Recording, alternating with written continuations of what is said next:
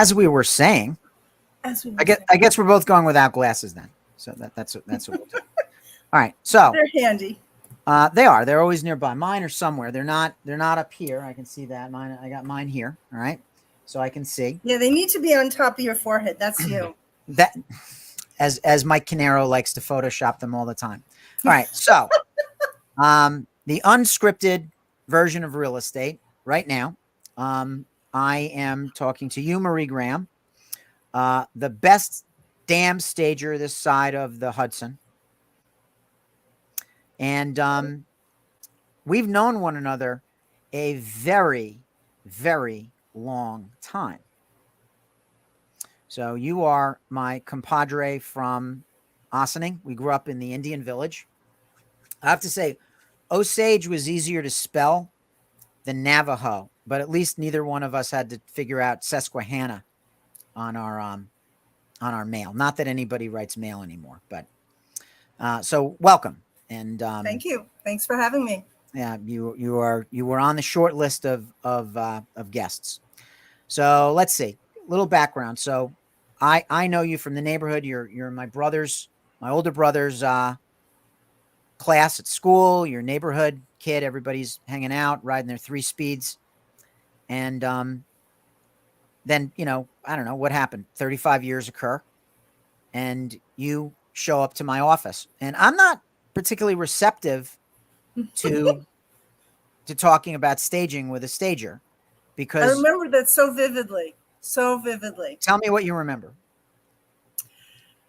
I don't think I just showed up. I think I might have called you, but at any rate, I'm in the office, and because I hadn't known you for that many, for so many years, I hadn't really gotten to know you as a grown up. You're a smart ass kid from way back. Yep. I didn't realize the importance until I got to know you better. But I remember sitting in your office for about an hour, and we talked. Maybe I talked more. You listened. You did not pick up a single electronic device during that time. You didn't flip on the laptop. You didn't look at your phone. You didn't answer the phone. None of that. It was just... That's very unusual for me. If anybody that knows me will say that is significant. I was clearly paying attention. You were there. And I remember you told me a story. I think you led with, I'm not real fond of stagers. And you told me the story of someone that you had worked with, who knows when, but you had a seller who I believe her husband had passed sometime prior. And the stager gave this person, this seller, a lot of grief about a wedding picture of her son and daughter-in-law that was in some sort of innocuous place. I mean, I believe you said that she brought her almost to tears. And I've never forgotten that story, that you can't be militant. Staging isn't about, it's about knowing what's ideal, but then helping somebody get to what's, knowing what's important, knowing how to prioritize, and helping people get to what is doable. Maybe a little bit beyond the line, a little bit of a stretch, but, no tears. That was just ridiculous. And I remember you told me that story, and it's always obviously stayed with me. Yeah, Johnson's Baby shampoo, no tears. So it's funny how, being a knuckle dragging male, I don't remember a lot of the details, but here's what I do remember. I had a client who told me she was a stager, and I introduced her to another client, and I was more or less, I don't know much about staging. I can't even clean my car. So you two go to it. And the client got back to me, very hurt feelings, enraged, upset, because the stager came in and was like, ew, right? And your value proposition probably shouldn't be, oh my God, you really need me here, right? It's sort of like what I tell our own agents when you talk to a for sale by owner. I am of the opinion that it is an unwise thing to sell your house on your own, right? Not ideal, optimal do-it-yourself project. But you can't hit a for sale by owner over the head with that. You got to kind of let them figure it out on their own, be there.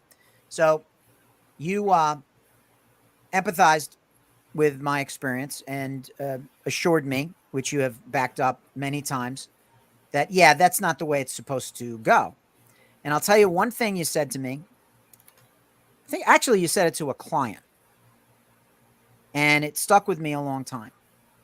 First of all, you're profoundly empathetic with them and really put yourself in their shoes and related to the fact that this is a really stressful, intrusive process. And what you said was, and I know you remember these words, how you live in your house and how you sell your house are two vastly different things.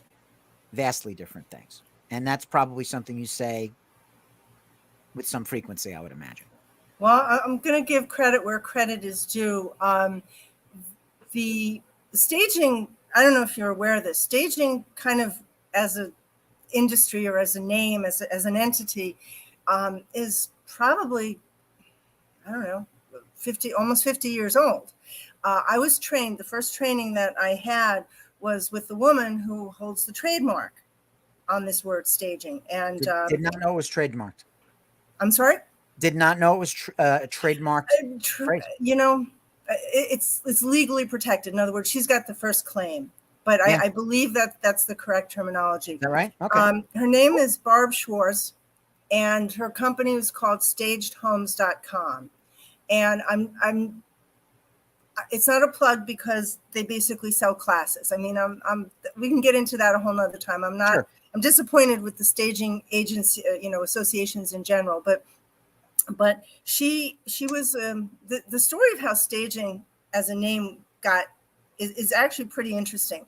She was an agent in the Seattle area, and she's having this typical conversation with her seller. She wants the seller to do things to get the house ready for sale. And seller was having none of it. And when you ask someone a question and you get an answer you don't want, and then you think of another way to ask the same question, you'll get another answer, don't ask, ask mom kind of thing, version. Well, she was like on her third or fourth pass through, and the seller was having absolutely none of it. So as the story goes, she's, I guess at this point, praying for inspiration. I don't know what she wanted to have this person do, but she's really looking around the space, and she notices in a bookshelf, there's some sort of theater memorabilia, like local playbills that are framed or statuettes or something. I don't remember the details, but there's something in there that that catches her attention. So in a classic recon, she says to her seller, well, all right, if you don't want to do these things, why don't we just stage it? And the woman, prairie dog ears, whoo, because that was a word that resonated with her. So she said to Barb, I love it. What is it? Spur of the moment, seat of her pants, here's what she came up with. Your house is the star. I'm the director. And the buyers and the agents are the audience and the critics. And that's how the word came to be. And perfect metaphor. It really, I mean, how she did this, right. Literally spur of the moment. But it's been around, for a long time. But there hasn't been a lot of ability to translate it other than it'll make a house sell faster for more money. And I'm pretty analytical for a creative person.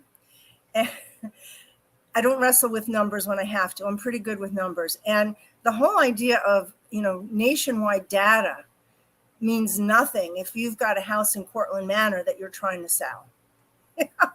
Yep. So yeah.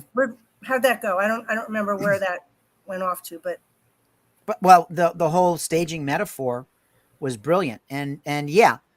And we run into this as well.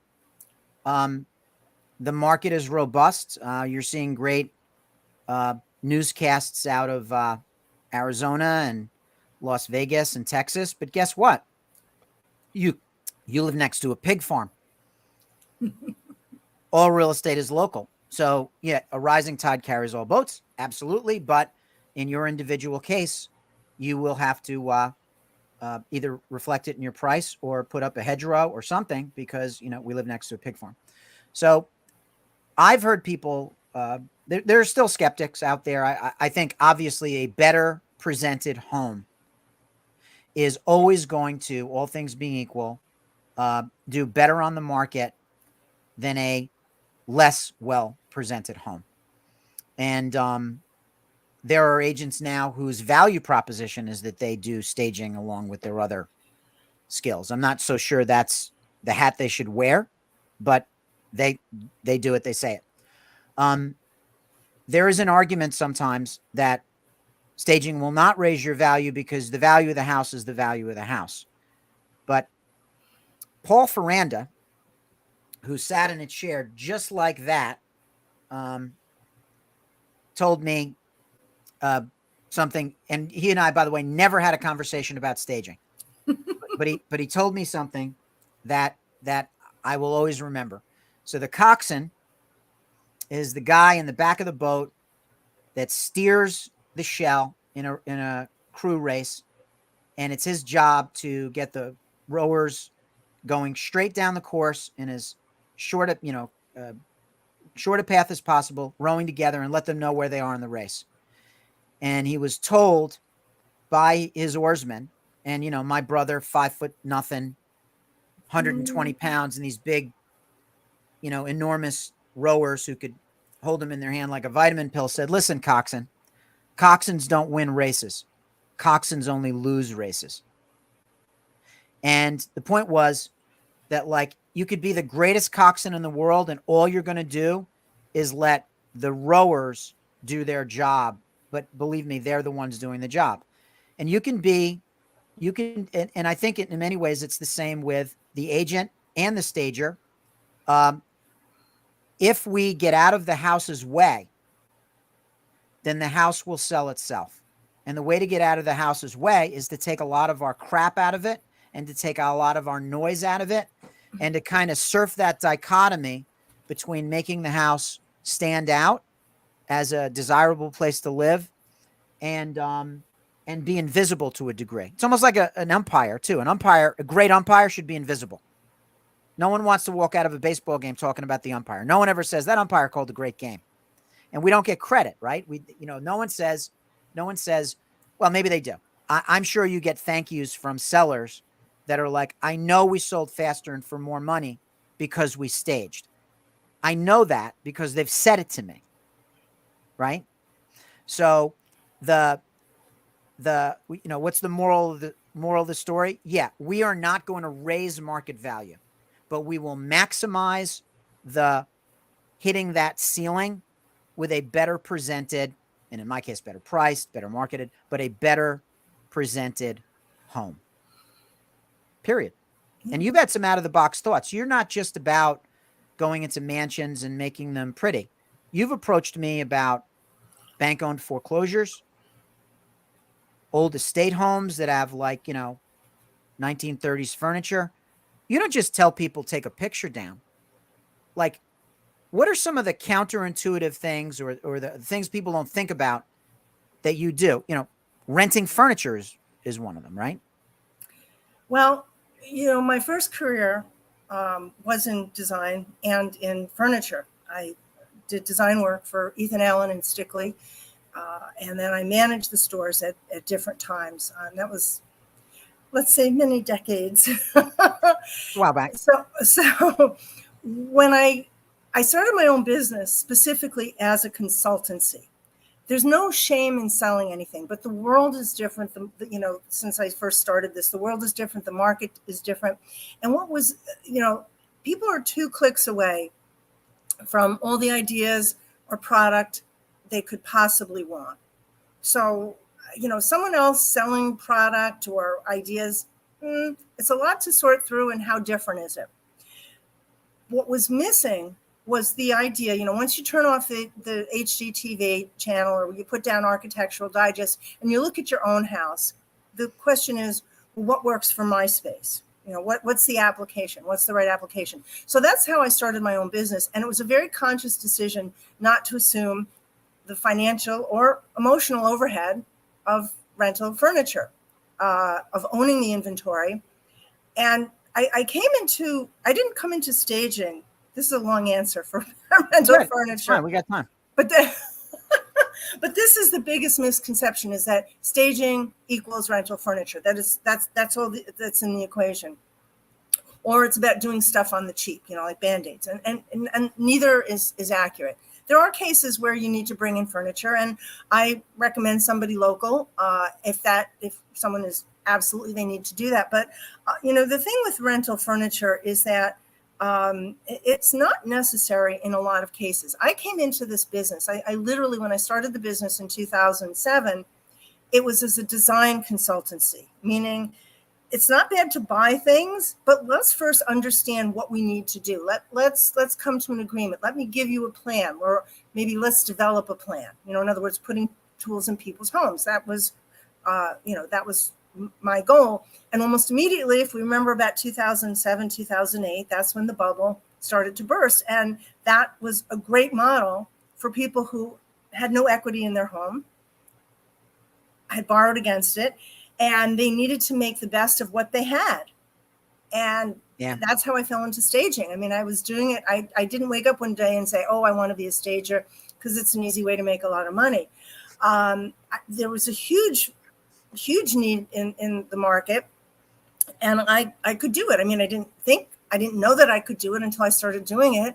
Houses were selling. They were selling quickly. They were selling well.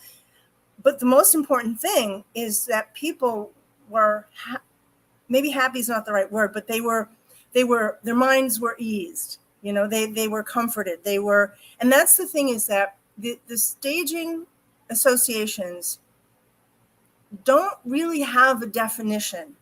When they ask to define what staging is, it's usually vague platitudes.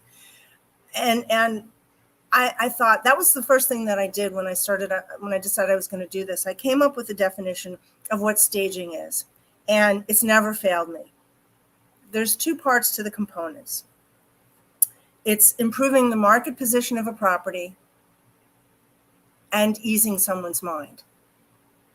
If you don't look at both of those things, you're going to be losing out. It's whatever you can do to improve the market position of a property and ease a seller's mind. That could be a builder, a flipper, anything like that. So you hit on 2 points that we could do a broadcast on each one of them, but I'll give you a sentence or two. Improving the market position of a home makes you the listing agent's best friend. Right? You think? Another great line from Marie Graham. The cost of staging is dwarfed by the cost of your next price reduction. Remember saying that? Yeah, I'm going to, again, I've said that in the past, but I'm going to pass that back to Barb Schwartz. Right. Giving credit where credit is due, because those were some of the things that other people have said them, over the years, but it's, but I heard you say it. So, but thank you, Barb. The diner with the plate of eggs. Do you remember that story? Vaguely. That was that I'll claim to. When this was, I think, at our first meeting. No, actually it was at a workshop I did at a library that you came. I remember. Afterwards, is that, we talked about how when you're at a diner and you're waiting to be seated, it's really busy. And if they seat you at a table that hasn't been cleared yet, ew, you're looking at someone else's leftovers. You don't want that. Yeah. And that's what getting a house, this whole depersonalizing, getting it ready for sale, is that you want to sit down at a table that's cleared off. You want to sit down and it's like, they did this for me. Yeah. Right? Yeah. You want to sit at a set table. You want to get in a bed with clean sheets. There you go. You imagine going to a hotel and they didn't change the sheets. Oh, I know I could get you. Or better. I'm pretty good at making you queasy. All right. So the second thing is a superpower. I'm trying to use it for good. The second thing that is, I think, really This is kind of mystic. All right. So just work with me here. Easing the mind of the seller. Okay. Show me a car that has 5 or 10 dings on it, and I will show you a car driver that gets into the car saying, I can't get into an accident. I can't get into an accident. I can't get into an accident. Right. And a seller who's freaked out about, I just know we're not going to sell, or I just don't have faith that these people are going to get their mortgage, or I just know that they're going to come back after the home inspection and kill us. Those are the people where that becomes a self-fulfilling prophecy. And I almost yelled at a seller the other day. And Not you. Classic, like, forgive me, classic older boomer. Okay. She is buying and she's selling. And she's got a good attorney. I'd like to think she has a good broker. And she's obsessed with making sure that she doesn't have to move twice, and that she's all jacked up about something, a few throwaway remarks that the buyer's agent made when they went to pick up the radon. All right. And she kept saying to me, are we going to be able to coordinate this? I don't want to move twice. And finally I said to her, I do this for a living. You're not the first person that has been, like, people live indoors. Like, you're not the first person to sell a place and then buy a place. You've got people. This is another day at the office, but I promise you, and I gave her the car analogy, you are going to be like that person. If all you do is obsess about moving twice, I promise you're going to move twice despite my best efforts. And I need you to exhale. And she actually laughed, and she said, okay, I'm going to shut up about it now. And maybe she's ruminating about it, and maybe she isn't. But the mentality, the ease, the stress level of the seller is such a keystone to the transaction from everybody's point of view. The attorneys don't like the nervous Nelly sellers. The agents don't like looking at her phone at 9 o'clock at night and seeing a text that long about somebody who's ruminating about this, all kinds of things. So whatever we can do to set the seller's mind at ease, because they're already under stress. I mean, the backdrop of this whole thing is an infrequent, expensive, potentially lethal financially thing that, if it's not handled well by all of the professionals in charge of the different moving parts, there's a lot of stress there, right? So whatever we can do to de-escalate the stress, I'll buy 2 of, and sign me up. Well, sometimes I describe what I do as almost as an anthropologist, because it's about understanding people and behavior and why we do what we do and so on and so forth. And I realize it's like really deep for 100-degree day in the middle of August. But the thing is that we're not all that different. We have, I've worked in every zip code in Westchester, every price point you can imagine. We have so many more as just a species. We have so many more commonalities of what we want at the end of the day than we have differences. And what I find when people like, this seller who wanted to choreograph the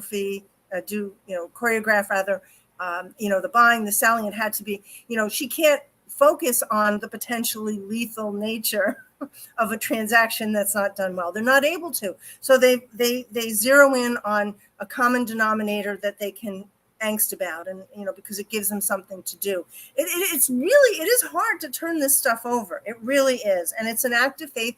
People don't hire you or I based on what they know we can do. They hire us for what they think we can do. And we have to get on the other side of that. And the idea of easing someone's mind, I've been telling people, like, this last 6 months, when all the sellers are having now 2020 vision. They're wanting it to be 2020 again. And it's not, and it's 2022. It's not 2020 anymore. Is to just settle down. Yeah. Just got to settle down. And Yeah. the agents that can do that from the day one, from moment one, are gold. And, you know, this is what I run into sometimes, because the way, now I'm going to separate staging out from my own business model, because it's, you know, they're different topics. But, Yep. you know, the thing is that you have to, in my job and in your job, we need to be able to tell people what's important from day one, from the Yep. moment that is day one. And when you don't have that conversation with the seller, when you don't say, yeah, I can tell you have 3 cats. Or, you know, when was the last time the windows were washed? I mean, you wouldn't say it like that, but, you know, when you don't address how to prepare a property for sale, notice I didn't say staging, but when you don't address the need to prepare a property for sale from day one, you're always going to be behind the 8 ball. It wasn't as noticeable when, you know, the market was crazy in the last few years, but, you know, now especially, things are slowing down. Everyone's taking their time to look really, you know, at spaces and rethink things. You know, if you don't have that conversation with the seller from the very moment you start the interaction, you're doing them a disservice. You are. And people are afraid to. And then look, it's what I do isn't brain surgery. It's not like a superpower. Well, maybe a little it is. Well, if you're me, it is.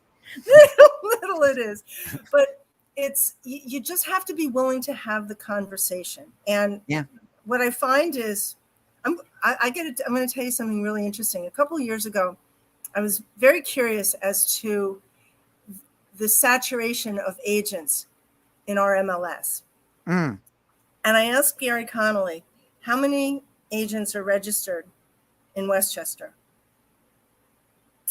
And I think at the time the number was somewhere around 14,000. Now, according to Wikipedia, since my critical thinking coming out, according to Wikipedia, Westchester County comprises 500 square miles of land. Mm-hmm. Now, that includes shopping centers, parks, highways, parking lots, lakes, reservoirs, mountains, rocks, yeah, all the things that can't be built on. So, I mean, that's 500 square miles overall. But on the other hand, you know, of 14,000 agents who were registered with MLS, not all of them are active, let's say. Many of them are, you know, maybe not so active.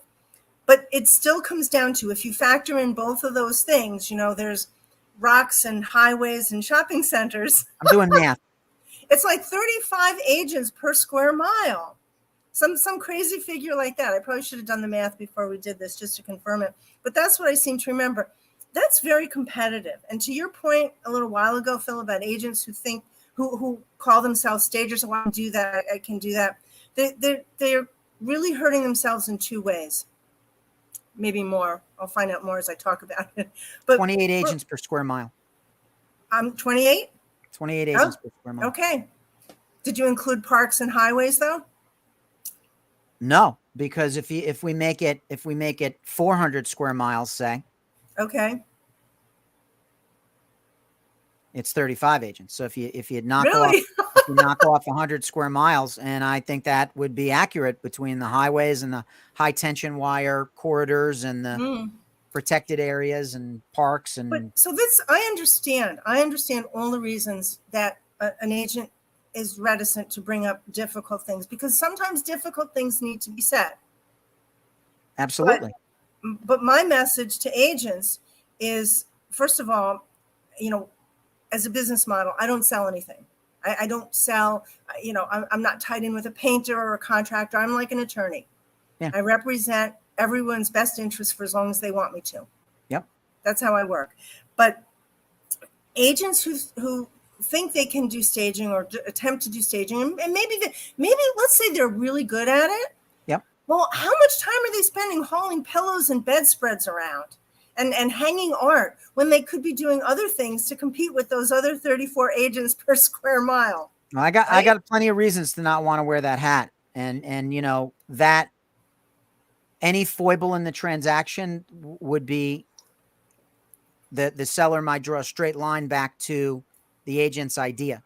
Right. So I wouldn't want to, I wouldn't want Well, to wear that hat. it's there. I mean, there's distance. Yes. I mean, you want to, it puts distance between yourself. Sometimes, as I said, you don't want to say the difficult things, or maybe you don't have the words, you don't have the time, or you feel you can do it. And if you're dragging around old pillows or art that hasn't, has not been updated in many years, you buy just like old garage sale kind of stuff, just to throw something on a wall.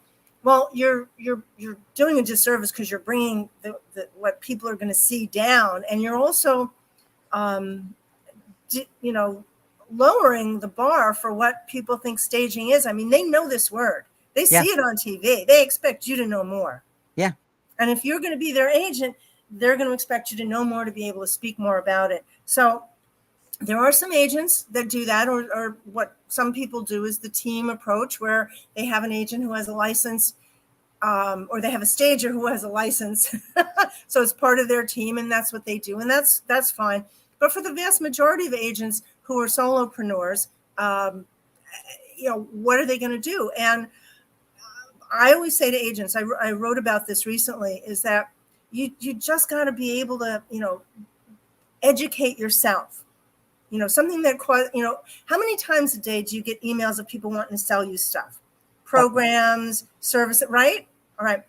Something 100. that costs absolutely nothing is to do research, Google online, get yourself savvy about who's out there in your neighborhood practicing. What do they do? What are their accreditations? Find out about, these schools. What do they mean? Get to know the person personally. You're not going to recommend somebody to go in a client's house if you've never met the person. If all you want to talk about is how much per room, that's not going to deliver any kind of service. It's not. And to your point about saying the difficult things, all right, this is the largest financial event of most people's lives that occurs in one day, right? The stress, the infrequency, the shifting sands of different market cycles, the vagaries of human behavior, so many moving parts, complexities, and layers, okay? If you do not say the difficult things, and I categorize this with the agents at least as managing expectations. If you do not say the difficult things, if you do not manage the expectations, you know who's going to manage their expectations? Their mother-in-law, their neighbor, their cousin, the agent who's pissed off they didn't get the listing. I love that. Right? Their Uncle Lou, who sold 3 rentals back in the 90s and thinks he's an expert. The Pittsburgh real estate blog in a different state with different procedures and different protocols and laws. Nature abhors a vacuum.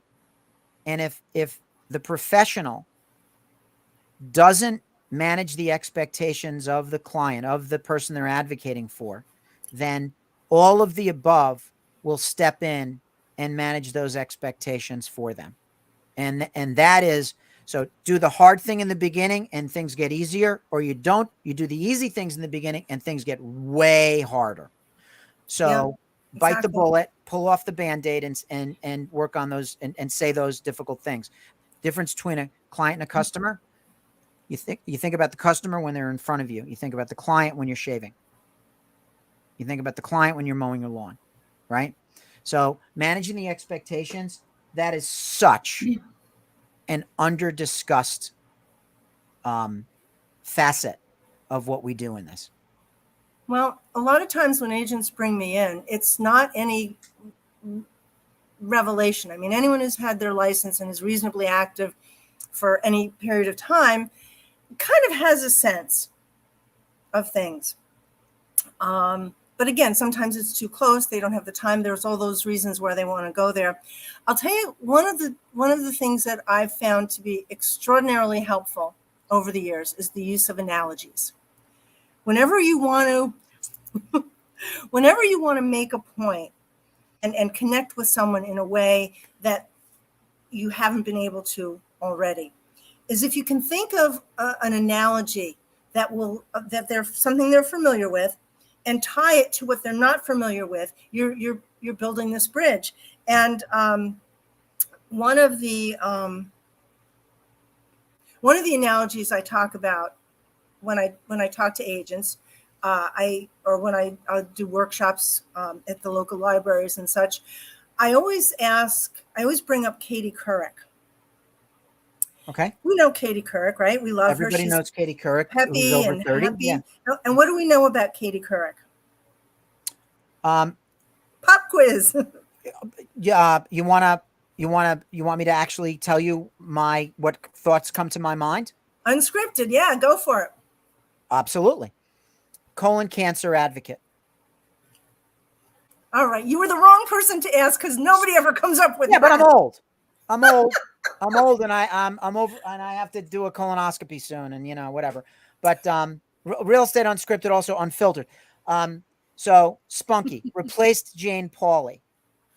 All right. The Today you Show. you had the first one. That's what I want to talk about. That most Yeah. people don't come up with it. Her husband passed late 90s from colon cancer. Yes. That was a time What is when the internet? that word was not even said in polite company. It was not. Colonoscopies. Nope. What did she do? She went on freaking TV live and had a colonoscopy live. Yep. She never did that before. Yep. She never had one of these procedures before. Why did she do it? I mean, could you imagine what she's going through? I know you can. But can you imagine what she's going through, thinking, doesn't have any frame of reference for what's going to happen? She's on TV live. And the reason she did it was because she knew there was a greater good. Yep. She believed there was a greater good. Another analogy that I talk about now, this is going to be very close. Hold that thought for a second. Oh, love it. But hold that thought for a second, because there's a quote from Katie Couric that I've always loved. Okay. And she's said that her late husband did not die of colon cancer so much as he died of embarrassment. He didn't want to tackle this because it was like a butt thing, right? It was just, whatever. And, well, this is good, Tim. Look at this. You got the Katie Couric going on here. We've got it. Tim's the best. Tim's the best. Look at this action here. Love it. By the way, what is the URL of this blog? therefreshedhome.com? Yep. Okay. Love it. Love it. All right. Second thought. Go on. Before I rudely interrupted you. Oh, there we go. Thank you, Tim. All right. In a very similar, close to the heart type of thing, because I know you so long, and we've been through dogs in our life, right? Yes, we have. Totally an accident. This is my coffee cup. Whoops. Today. Whoop. Here we go. You, me, and the dog. All right. So we're dog people. Yes, we are. A number of years ago, I had a dog. All my dogs have been rescues. And Maggie May was a little bit of a Rottie, a little bit of a lab, who knows what. She's a real chucklehead dog. I loved her to death. She got sick very fast. And we're in the vet's office having that conversation. And the vet didn't say these words to me,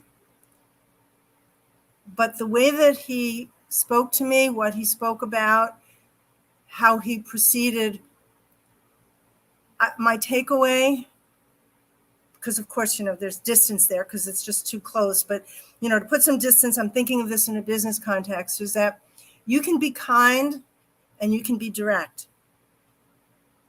If you start with a relationship, if you start with a genuine, authentic connection of some sort, empathy, you can say difficult things. You can. Yeah, absolutely. Because you're not there. I mean, sometimes when I have to say really tough things to people, I'll be like, I have no interest in annoying you. I really don't. I just want you to be successful. But if you can tell people things, and if you can show them things, and this is where a professional stager, someone who's done this an awful lot, what they have over agents who think that they can do this is that if, like, for example, when I work in spaces, I want people to understand the nature of listing photos. Most people with listing photos, they hold up their camera. They know how that works, the point and the shoot. Right.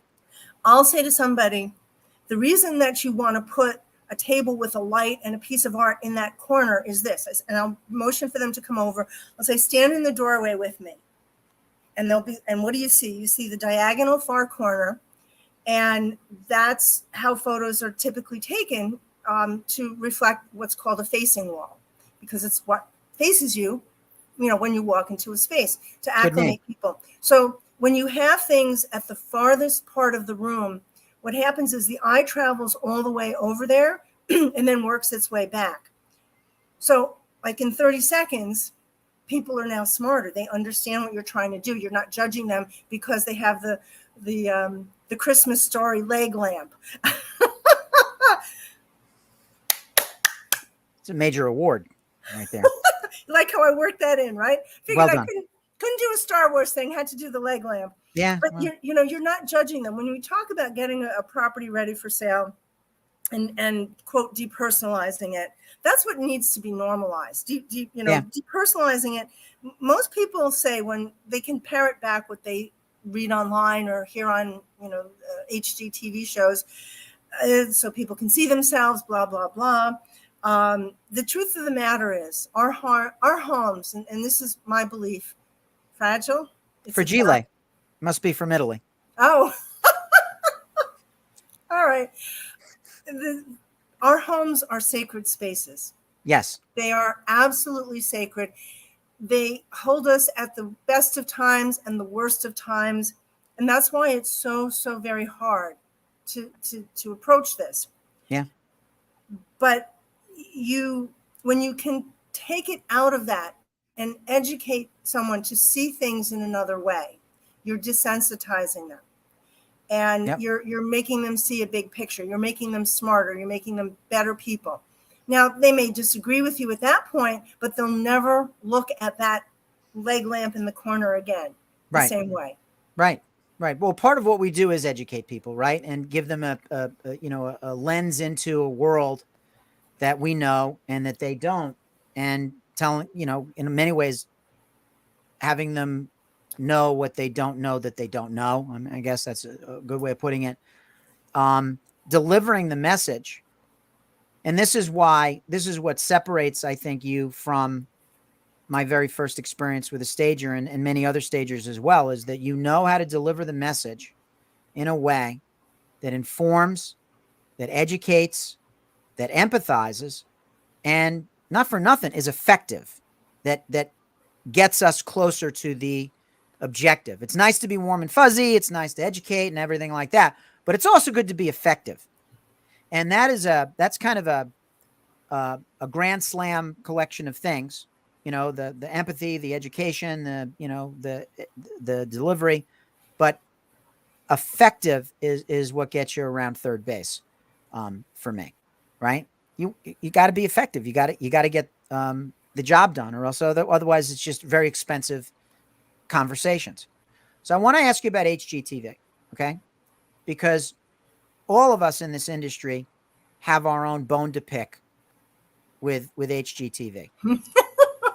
For a mortgage guy, it's like, well, I'm a barista at a vegan non-coffee place, and my wife chooses colors for preschool bathroom tiles, and our budget is 1.3 million, right? That's the loan officer, the banker's beef with HGTV. The agent's beef with HGTV is that you show people 3 houses and they buy one.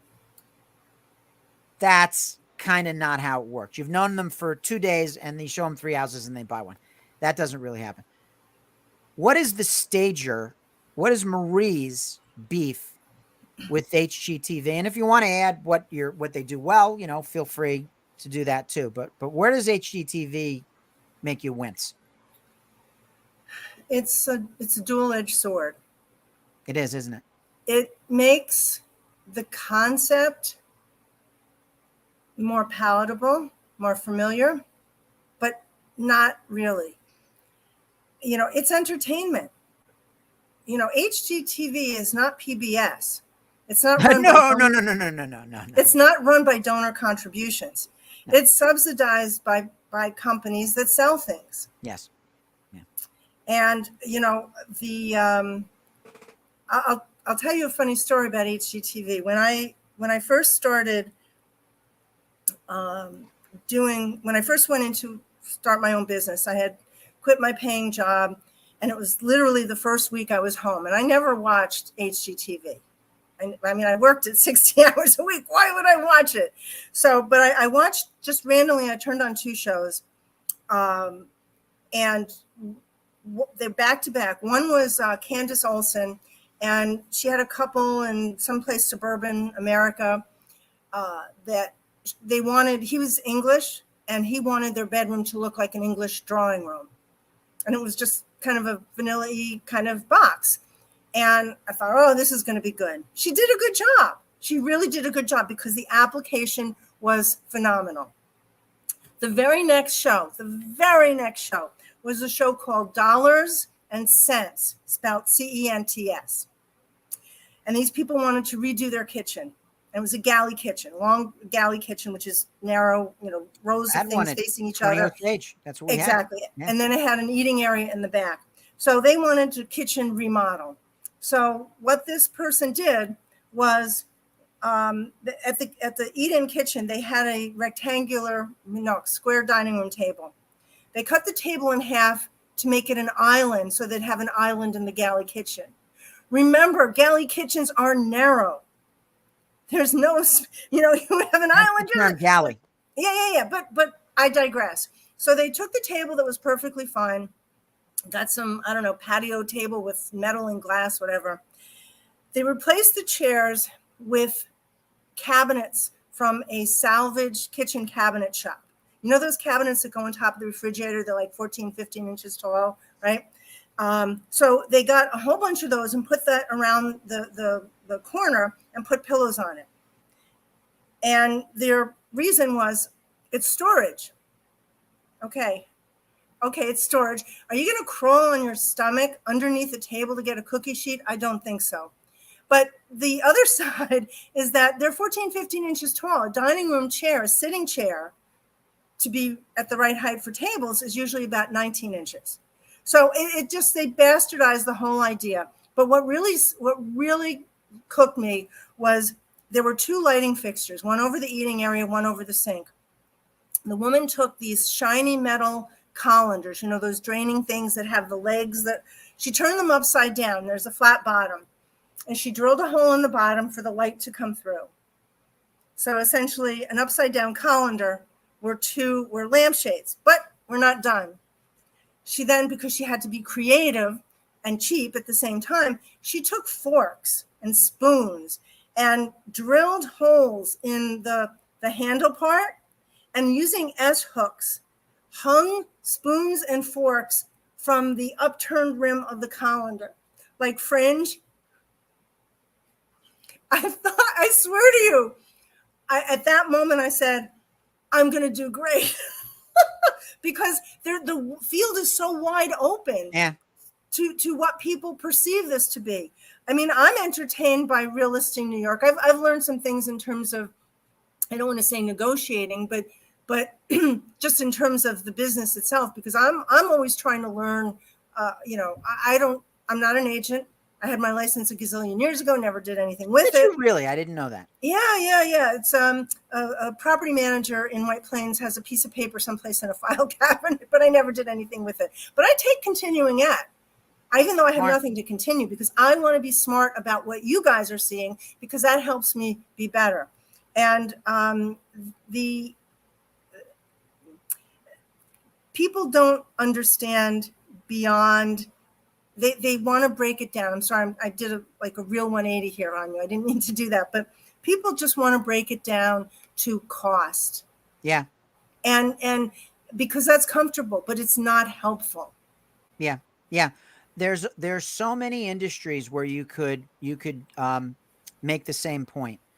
My insurance guy will say, if you're shopping premium and not coverage, you're kind of missing the point of risk management.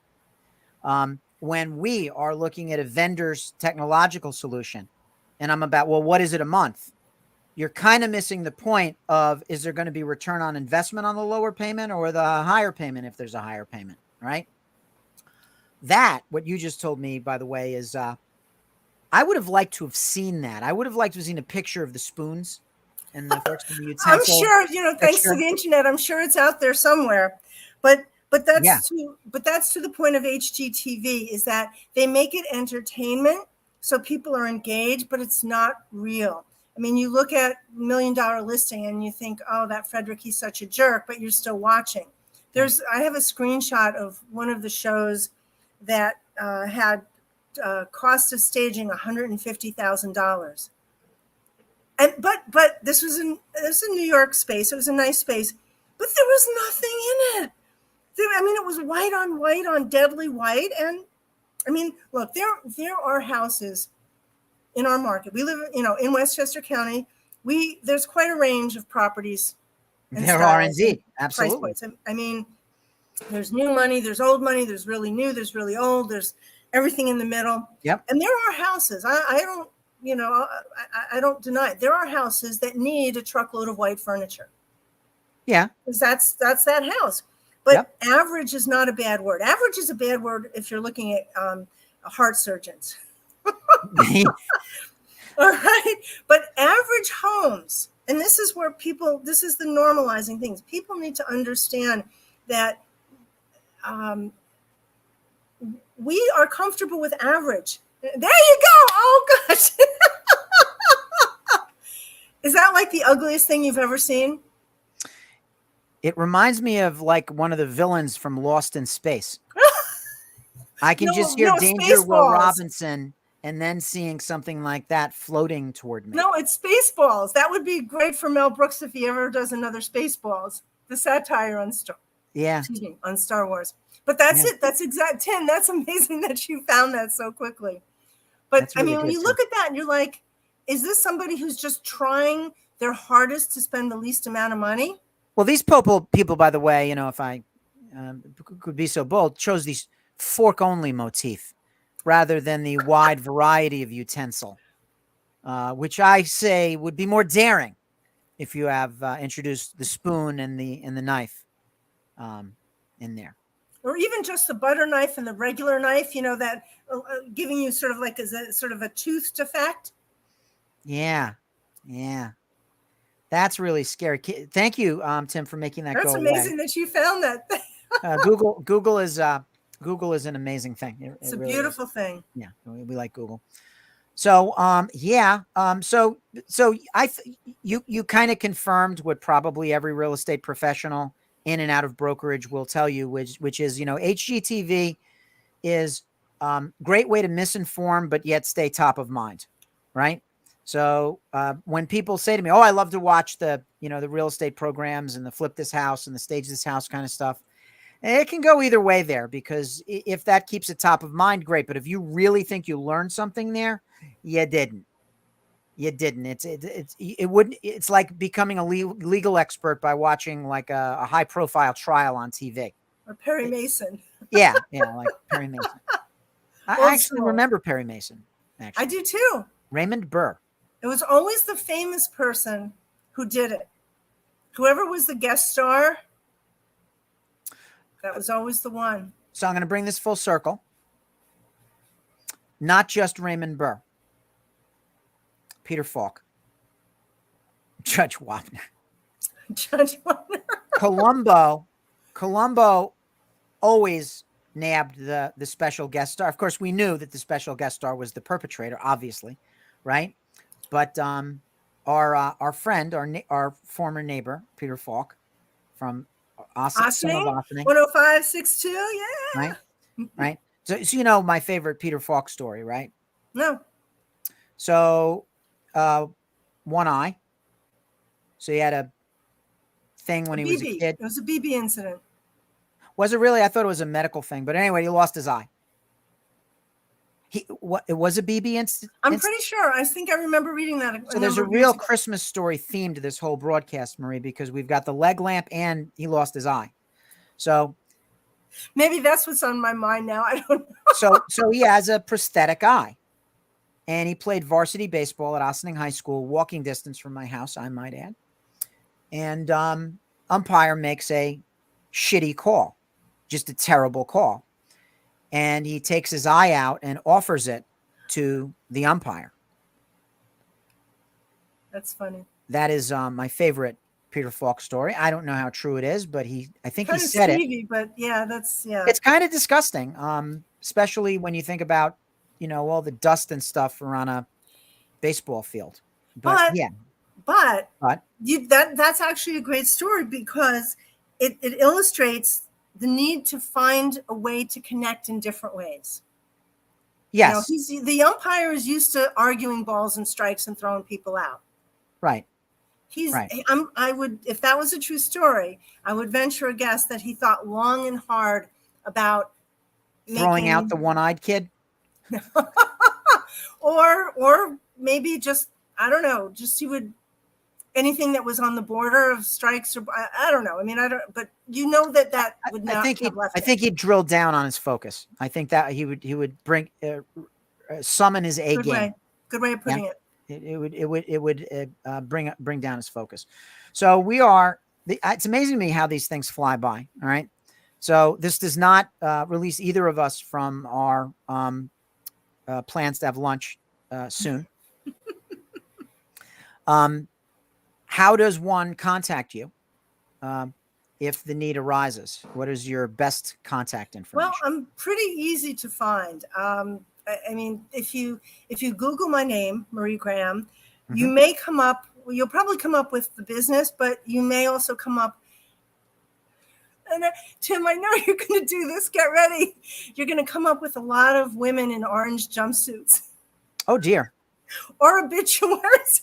Okay, that's one of my companies. I have two companies. But if you Google my name, you might come up with women in orange jumpsuits or obituaries. I don't know why Marie Graham is kind of a common thing. But The Refreshed Home is the name of my primary business. I started it in 2007 as a design consultancy, and it fell into staging. And then about 5 or 6 years ago, I started another company, which it's just an easier way for people to find me. I'd always done virtual consults that before, when we had Skype, it was awful because sometimes people, they don't want you in the house. It wasn't a COVID thing. In other words, this wasn't a reactionary type of, we've got COVID, so I got to find a way to make a living. Sometimes you have a connection with people, they move away. They're in different time zones. They're in different states, different countries even. And so I started Orange Boom because nobody found the virtual staging stuff on Real Refreshed Home because there's just too much of it. But, the Orange Boom is like kind of a down and dirty. Where does the table go? How big should the rug under the dining room table be? Yada, yada, yada. Or coaching people through the process. And the other company, the original company, The Refreshed Home, you can find me online that way.